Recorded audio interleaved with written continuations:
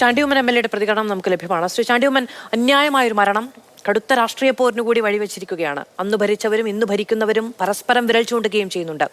ഈ ജീവനഷ്ടത്തിന് ആരും മറുപടി പറയും? ഇതിനകത്ത് രാഷ്ട്രീയമില്ല. എനിക്കിപ്പോൾ ഒറ്റ ആവശ്യമുള്ളൂ, ആ കുടുംബത്തിനെ സംരക്ഷിക്കണം. 25 ലക്ഷം രൂപ കൊടുക്കണം, കുടുംബത്തിലെ ഒരംഗക്ക് ജോലിക്ക് കൊടുക്കണം, ആ കുടുംബത്തെ ദത്തെടുക്കണം, ആ കുടുംബത്തിലെ കുട്ടിയുടെ ചികിത്സ എടുക്കണം. എനിക്കത് മാത്രമേ പറയാനുള്ളൂ. പിന്നെ 2013 കഥ പറയുന്നവർ പഴയൊരു കഥയും കൂടെ അറിയണം. എന്താണ്? അവിടെ അക്കേഷ്യയുടെ പേരിൽ സമരം നടത്തിയൊരു പാർട്ടിയുണ്ട്. ഇതേപോലെ അന്ന് ബലക്ഷേമത്തിൻ്റെ പേരിലായിരിക്കും അവിടെ ഒരു ബിൽഡിംഗ് അപ്പുറത്ത് കെട്ടണം എന്നാവശ്യപ്പെട്ടുകൊണ്ട് UDF സർക്കാർ തീരുമാനിച്ചപ്പോൾ അവിടെ അക്കേഷ്യ വളരുന്നു, അക്കേഷ്യയെ നശിപ്പിക്കാൻ പാടില്ല.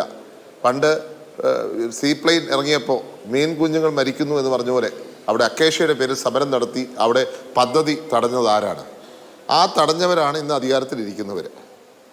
അപ്പോൾ അവർക്ക് 9 വർഷം കിട്ടിയല്ലോ. ഫിറ്റ്നസ് സർട്ടിഫിക്കറ്റ് കിട്ടിയെന്ന് പറഞ്ഞിട്ട് 3 വർഷമേ ഉള്ളൂ. പോട്ടെ, അത് കഴിഞ്ഞ് 50 വർഷം എന്ത് ചെയ്യായിരുന്നു? അതിന് ഉമ്മൻചാണ്ടിയാണോ രാജിവെക്കേണ്ടത്? അപ്പോൾ തീർച്ചയായിട്ടും ഇതൊക്കെ ബാലിശമായിട്ടുള്ള ഇരുട്ടുകൊണ്ട് ഓട്ടയടയ്ക്കെന്ന് പറയും. ബാലിശമായിട്ടുള്ള ആരോപണങ്ങളും ബാലിശമായിട്ട് എന്നും CPM ഡിഫൻസിലാവുമ്പോൾ ഇതേപോലത്തെ ആരോപണങ്ങളുമായിട്ടാണ് വരുന്നത്.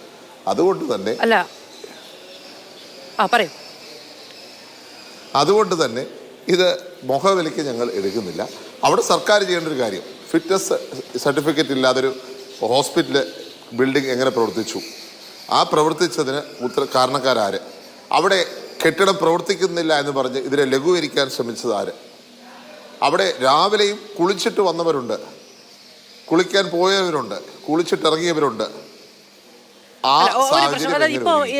ഇപ്പൊ മറ്റുള്ളവരെല്ലാവരും പറയുന്ന ഒരു കാര്യം എന്ന് പറയുന്നത് അവിടെ ഈ ഒരൊറ്റ കെട്ടിടം, അത് അപ്പുറത്തുള്ള മറ്റെല്ലാം പെർഫെക്റ്റ് ആണ്, അതിന് അപ്പുറത്തുള്ള എല്ലാം ആഗോളതലത്തിൽ വളരെ പെർഫെക്റ്റ് ആയ സംവിധാനങ്ങളുള്ള ക്രമീകരണങ്ങളാണ് എന്നുള്ളതാണ്. ഈ ഒരൊറ്റ ഇടത്ത് മാത്രമുള്ളതാണ്, അതൊരൊറ്റപ്പെട്ട സംഭവമാണ് എന്നുള്ളതാണ്. നമ്മൾ 3 നില കെട്ടിടം കണ്ടു. തൊട്ടപ്പുറത്ത് 12ാം വാർഡിലോട്ടൊന്ന് പോകണമായിരുന്നു. ഞങ്ങൾ ചെല്ലുമ്പോൾ പെട്ടെന്ന് സ്ട്രെച്ചറുമായിട്ട് ആൾക്കാർ പോകുക. അപ്പോൾ സ്ട്രെച്ചറിൽ പോകുന്ന ഒരാളോട് ഞങ്ങളുടെ നേതാവ് ശ്രീ ഫിൽസൺ മാത്യു ചോദിച്ചു, എന്താ ഇങ്ങനെ പോകുന്നതെന്ന് ചോദിച്ചു. സാധനം എടുക്കാനാണ്.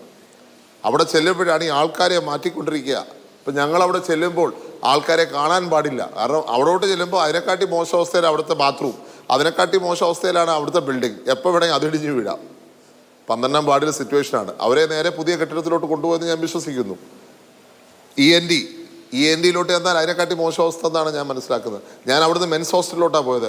മെൻസ് ഹോസ്റ്റല് പിള്ളേർ പറഞ്ഞത് പെയിൻറ്റിങ്ങിലാണ് നിൽക്കുന്നതെന്ന്. അപ്പോൾ ഞാൻ നോക്കിയപ്പോൾ പെയിൻറ് അടിച്ചുകൊണ്ടിരിക്കുക. 68 വർഷം ആയിട്ടുള്ള ഒരു ബിൽഡിങ്ങാണ്. അതിന് പെയിൻറ്റിങ് അടിച്ച് പെയിൻറ്റിൻ്റെ പുറത്താണ് നിലനിർത്തുന്നത്.